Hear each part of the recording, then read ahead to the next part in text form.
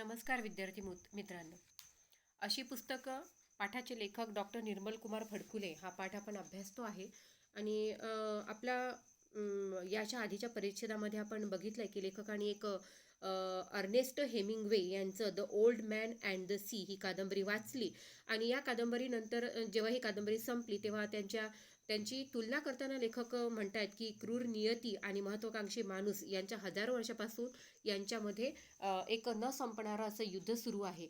आणि नियती कितीही जबरदस्त असली तर आणि मनुष्य हा कितीही दुबळा असला तरी मनुष्याच्या आकांक्षेची अदम्य आकांक्षेची आणि संघर्षतेची ज्वाला पेटली असल्यामुळे तो नेहमी त्याच्या प्रारब्धाशी झगडत आलेला आहे, भांडत आलेला आहे. आपण याच्या आधी अभ्यासलं. आता आपण पुढचा परिच्छेद पाहूया. पाठ नंबर 13 वरती पुढे सुरुवात करायची आहे. निष्ठुर नियती त्याला हुलकावण्या देत असली आणि त्याचा तेजोभंग करत असली तरी एक क्षण असा येणार आहे की दुर्बल वाटणारा माणूस नियतीला पराभूत करून विजयाच्या सिंहासनावर निश्चित बसणार आहे, असं हेमिंग्वेला सुचवायचं आहे ना. या कादंबरीच्या माध्यमातून हेमिंग्वेला असं सुचवायचं असेल का की कितीही नियती निष्ठुर असली, क्रूर असली तरी आणि तो मनुष्याचा कितीही तेजोभंग करत असली तरी दुर्बल जरी मनुष्य वाटत असला तरी नियतीला पराभूत करून तो आपल्या विजयाच्या सिंहासनावर निश्चित बसणार आहे, हेच हेमिंग्वेला इथून सुचवायचं आहे असं लेखकांना वाटतं या कादंबरीच्या माध्यमातून. कारण देवमासा जरी त्यांनी पकडला आणि जरी शार्क माशांनी हल्ला चढवला आणि त्याचं फक्त सांगाडा शिल्लक ठेवला तरी सुद्धा त्या म्हाताऱ्याला परत देवमाशाची शिकार करण्याची दुर्दम्य इच्छा आकांक्षा आहे. आणि त्यावरून असं लक्षात येतं की मनुष्य हा दुर्बल वाटत असला तरी नियतीला पराभूत करून विजयाच्या सिंहासनावर तो निश्चित बसणार आहे, असंच कदाचित हेमिंग्वेला सुचवायचं असेल. ते काही असो, पण या छोट्या कादंबरीनं माझ्या मनातलं वैफल्य आणि उद्विग्नता पार धुवून टाकली. वैफल्य, जे निराशा लेखकाच्या मनामध्ये आली होती, जे निराशेची भावना त्यांच्या मनामध्ये निर्माण झालेली होती त्यांच्या मित्राच्या मृत्यूमुळे, ती आता या कादंबरी वाचल्यामुळे पार धुवून टाकली. म्हणूनच पुस्तकांना मित्रही म्हटलेलं आहे. मी पुन्हा ताजा टवटवीत झालो आणि मनाशी म्हणालो, जगण्या मारण्याचा खेळ तर अखंड चाललेलाच आहे. मरण्याच्या जाळ्यात आपण सापडायचं नाही. नियतीनं जाळ टाकलं तरी ते तोडून फेकून द्यायचं आणि जीवनाच्या अथांग सागरात स्वैर संचार करायचा. आता इथे अथांग, मी याच्या आधी सांगितलेला अथांग शब्द आलेला आहे, ज्याचा थांग लागत नाही असा. लेखक म्हणतात की ही कादंबरी वाचल्यामुळे माझ्या मनाची मरगळ धुवून निघाली, वैफल्य निघालं, म्हणजे निराशा दूर झाली आणि पुन्हा लेखक नव्या विचारांनी ताजे तवाने झाले, टवटवीत झाले. आणि शेवटी जगण्या मरण्याचा खेळ तर अखंडच चाललेलाच असतो, कारण प्रत्येकाला जगण्यासाठी झगडावं लागतं आणि हा खेळ आहे आणि हा अखंड ज्याचा कधी खंड होत नाही असा हा खेळ चाललेलाच आहे. आणि नियतीने कितीही जाळं टाकलं, मरण्याच्या जाळ्यात ओढण्याचा प्रयत्न केला तरी आपण ते जाळं तोडून टाकावं, फेकून द्यावं आणि या जीवनाच्या अथांग सागरात स्वैर संचार करावा, स्वतंत्रपणे संचार करायचा, असं निश्चित भूमिका ते घेतात. आणि हेमिंग्वेला कदाचित स्वैर संचार करायचा आहे. हेमिंग्वेला कदाचित हीच भूमिका अभिप्रेत असेल, कदाचित हेमिंग्वेला हेच अभिप्रेत असेल. या परिच्छेदामध्ये जगणे मरणे ह्या दोन विरोधार्थी शब्दांचा अर्थ इथे आलेला आहे. ठीक आहे. तर हेमिंग्वेला कदाचित हीच भूमिका अभिप्रेत असेल. त्याच्या कादंबरीने मला झपाटून टाकलं हे मात्र खरं.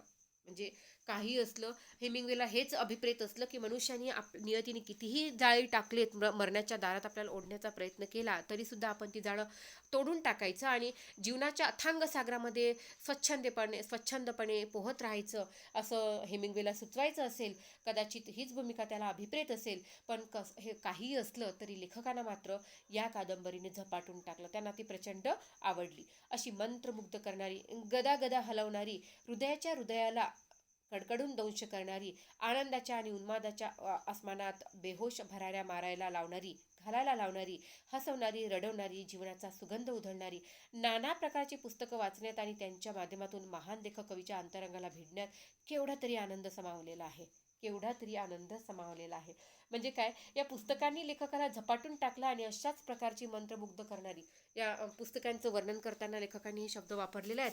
कृती सुद्धा आपल्याला दिलेल्या आहेत आणि त्या कृती म्हणजे काय म्हणू आपण, उत्तम साहित्य कृतीची वैशिष्ट्ये ही आपल्याला म्हणता येईल. तर तात्पर्य काय की या सगळ्या पुस्तकांचं वाचन करत असताना लेखकांना ज्या लेखकांनी हे पुस्तकं लिहिलेली आहेत किंवा जे या पुस्तकांचे लेखक आहेत, त्या लेखक कवीच्या अंतरंगाला भिडण्यामध्ये सुद्धा केवढा आनंद असतो हे लेखकाला इथे सूचित करायचे आहे. आणि अशीच पुस्तकं जगण्याचा अर्थ सांगतात. म्हणजे अशा प्रकारचं अगदी जीवनाला जीवन देणारी आणि मृत्यूच्या झापड्यातून बाहेर काढणारी पुस्तकं आपल्याला जीवनाचा अर्थ सांगतात, जगण्याचा अर्थ सांगतात असं लेखक म्हणतात. जगण्यातला एक सुवासिक स्पर्श देतात, जगण्याला एक सुवासिक स्पर्श देतात, म्हणजे जगणं आपल्याला हवंसं वाटायला लागतं असं आपल्याला लेखक म्हणतात. ललित आणि वैचारिक साहित्यातून मिळणारे अनुभव वैशिष्ट्यपूर्ण तर असतातच, पण त्यातून काही नव्या प्रेरणा वाचकाला आवाहित करतात, आपल्याला आव्हान देतात. ठीक आहे. तर ललित आणि वैचारिक साहित्यातून मिळणारे अनुभव, जेव्हा आपण अशा प्रकारचं साहित्य वाचतो तेव्हा त्यातून मिळणारे अनुभव हे वैशिष्ट्यपूर्ण असतात. त्यातून काहीतरी विशिष्टपूर्ण असे अनुभव आपल्याला मिळत राहतात, पण त्यातून काही नव्या प्रेरणा वाचकाला आवाहित करतात याचा अर्थ काय, की आपल्याला ते बोलावतात. आवाहित करणे म्हणजे बोलावतात, आवाहन करतात. ठीक आहे. तर जीवन कसं आहे एवढंच सांगणे हे पुस्तकाचं काम नाही आहे. जीवन कसं आहे हे फक्त सांगत नाही, ते कसं असावं हे समर्थपणाने सांगणारी पुस्तकं आपल्याला जगण्याची हिंमत देतात. म्हणजे पुस्तकाच्या माध्यमातून जीवन कसं असतं एवढंच फक्त सांगितलं जात नाहीये, तर जीवन कसं असावं, कशा पद्धतीनं जगावं हे सुद्धा आपल्याला पुस्तक सांगत असतं, आणि त्यातून आपल्याला जगण्याची हिंमत मिळत असते, जगण्याची उमेद मिळत असते. माणुसकीचा पक्ष घेऊन उभी राहिलेली, न्यायाचा जय जयकार करणारी, माणसाच्या पायातले साखळदंड तोडायला दंड थोपटून उभी राहिलेली काही बंडखोर पुस्तकं मी जेव्हा वाचतो तेव्हा माणसावरचा विश्वास वाढायला लागतो. अशाच पद्धतीने हे जीवनाचं आव्हान स्वीकारायला लावणारी, त्याचप्रमाणे जीवन जगायला लावणारी, जीवन कसं जगावं याचं ज्ञान देणारी, याचे मार्गदर्शन करणारी पुस्तकं, जय जयकार करणारी, माणसाच्या पायातले साखळदंड तोडायला लावणारी, दंड थोपटून उभी राहिलेली काही बंडखोर पुस्तकं जेव्हा लेखक वाचतात तेव्हा मग त्यांचा माणसावरचा विश्वासही वाढायला लागतो. पुस्तक वेळ घालवण्यासाठी वाचायची ही हास्यास्पद कल्पना मला चुकीची वाटते. काही लोक काय वेळ जात नाहीये म्हणून पुस्तकं वाचतात, पण असं असं वेळ घालवावं लागतं किंवा वेळ घालवावा यासाठी जर पुस्तकं वाचत असाल तर ही कल्पनाच मात्र लेखकांना हास्यास्पद वाटते, चुकीची वाटते. पुस्तक आपल्याला घडवतात. म्हणून ग्रंथ हेच गुरु म्हटलं जातं की नाही, ग्रंथ ही संपदा, ग्रंथ हेच गुरु असं जे म्हटलं जातं ते यामुळेच, कारण पुस्तकं आपल्याला घडवतात, काही वेळा उद्ध्वस्तही करतात. पण बरेच वेळेला काही पुस्तक वाचले तर आपलं मनही उद्ध्वस्त करण्याची क्षमता त्या पुस्तकांमध्ये असते. पुस्तक म्हणजे प्रतिभावंताची, विचारवंताची फुललेली स्वप्न असतात. या स्वप्नातूनच उद्याचं वास्तव जन्माला येत असतं. पुस्तक जेव्हा लेखक लिहितात ते प्रतिभावंत लेखक असतात, विचारवंत असतात, आणि त्यामुळे त्यांनी विचारांची जी स्वप्न फुलवली त्यामध्ये असतात, त्या स्वप्नातून उद्याचं वास्तव आपल्याला लक्षात येतं, जन्माला येतं. आणि म्हणूनच काय म्हणतात लेखक, एक सेकंड हा, म्हणूनच जगातल्या सौंदर्यपूर्ण वस्तूत मी तरी पुस्तकांचा समावेश करतो. लेखक जगातल्या सौंदर्यपूर्ण वस्तूत पुस्तकांचा समावेश का करतात, तर कारण ही पुस्तकं अशी आहेत की ती आपल्याला काय करायला लावतात, माणुसकीचा पक्ष घेऊन उभी राहतात, समर्थपणे जगायला शिकवतात, जगण्याची हिंमत आपल्याला देतात, जीवन कसं असावं हेही ते सांगतात. त्याचप्रमाणे माणसामध्ये जे वैचारिक साखळदंड असतात ते तोडायला भाग पाडतात.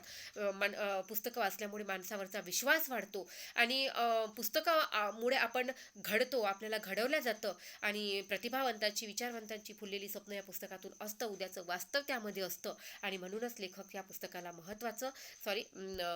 या पुस्तकाला सौंदर्यपूर्ण वस्तूमध्ये त्यांचा समावेश करतात. अशी पुस्तकं आनंदही देतात, दुःखही देतात. दुसऱ्याच्या दुःखानं दुःखी होण्यासाठी मन व्यापक आणि उदार असावं लागतं.